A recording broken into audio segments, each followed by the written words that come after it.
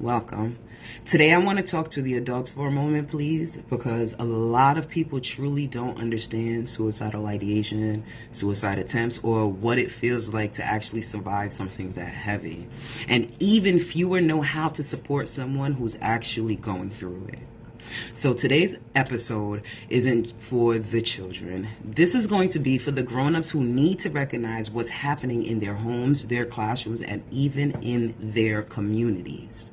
So today we're talking about suicidal thoughts, real pain, real stories, and the truth behind what people are carrying. And we're talking about how to actually show up for someone before it's too late. So let's ease into the facts, because understanding the truth helps us understand the people. Now, we all know suicide is still one of the leading causes of death for young people in the U.S. Most people who experience suicidal thoughts don't actually want to die. They just want the pain to stop, and they want some relief in their life. And most of them, they just want someone to notice them and take them seriously.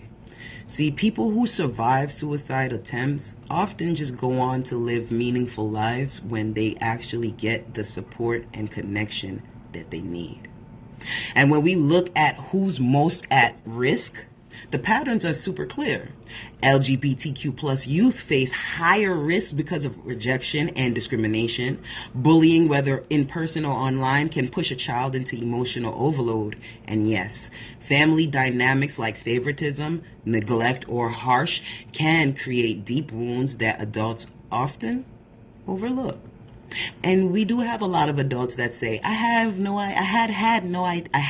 idea, But truly, the signs are usually there, but they're just not understood. And that's just the main fact. And this isn't just happening to children. Adults are struggling too. Two well-known individuals come to mind, and I name them with so much respect. Robin Williams was a brilliant actor and a comedian who struggled with mental health challenges. And Naomi Judd, a legendary singer who was openly battling severe depression. Now, their stories remind us that mental pain does not care about success, fame, or even talent. Anyone can be hurting behind the scenes. Anyone.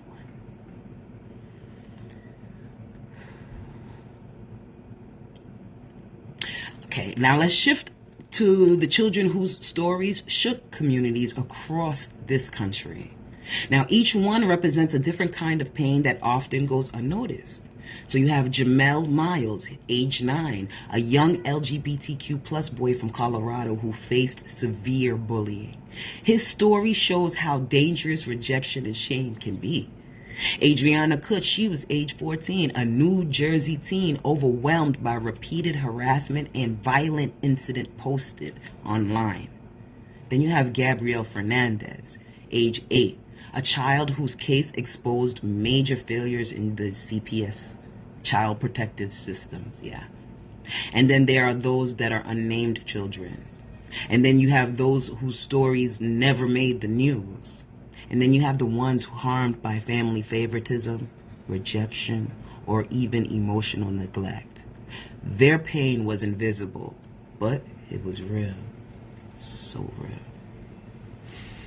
So, let us talk about what suicidal ideation actually feels like. Because if we don't understand the feeling, we cannot understand the person. And everyone is experiencing something different.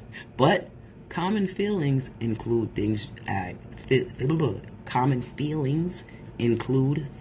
such as feeling like a burden, feeling trapped, invisible, hopeless, and even emotionally drained, or like nothing will ever change.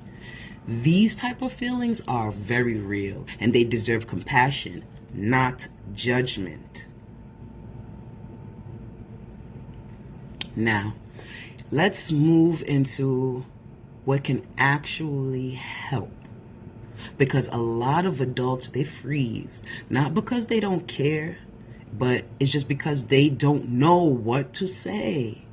So here is what makes a difference. Listen without trying to fix everything. Say something like, I'm here with you. You're not alone.